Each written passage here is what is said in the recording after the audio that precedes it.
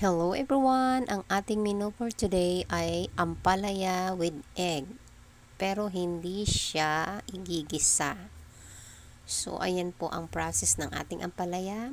Hiwain natin, then tanggalin natin ang mga buto-buto. Then mag-mix tayo ng eggs. Timplahan din natin yung ating eggs.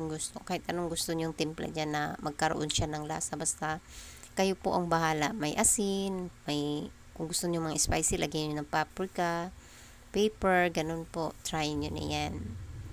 Then, after niyang i-mix, ilalagay po natin yan doon sa ampalaya nating hiniwa.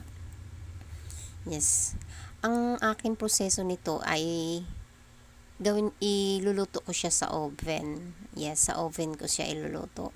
Pwede rin po ito siyang steam. Yummy din po sa steam to. Try nyo po steam. Kasi ang ginagawa ko po is oven. Kung walang oven, steam natin.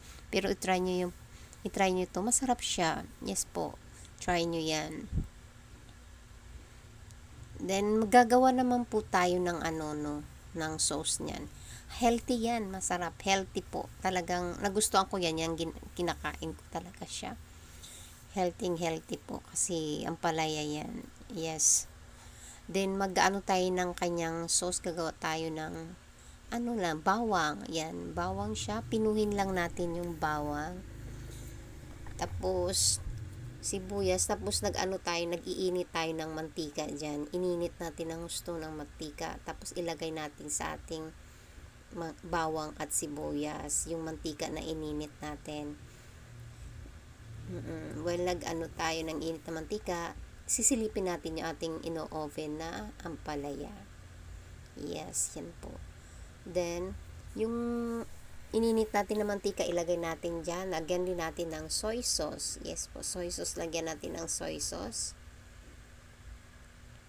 Then, tapos na po yan. Pagkatapos nilagyan ng mantika, ayan, ilalagay na natin ang ating sauce pang timplahin.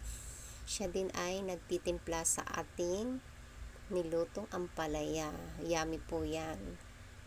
Ayan. Try nyo po. Masarap po talaga yan. Thank you for watching. Thank you everyone. See you on my next video. I-try nyo po yan. Healthy po siya. So, sa adult lang talaga yan mahilig kumain yan. Ang mga bata, hindi. So, na-enjoy ko ang pagkain ko niyan. Dahil gusto ko talaga yan. Ayan na po. Thank you!